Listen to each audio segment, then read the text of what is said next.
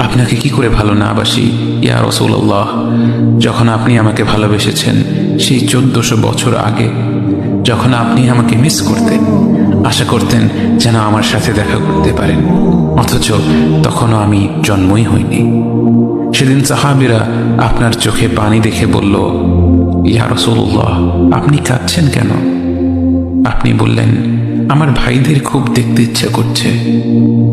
সাহাবীরা বললেন, আমরা কি আপনার ভাই নই ইয়া রাসূলুল্লাহ? আপনি বললেন, না, তোমরা আমার সাহাবী।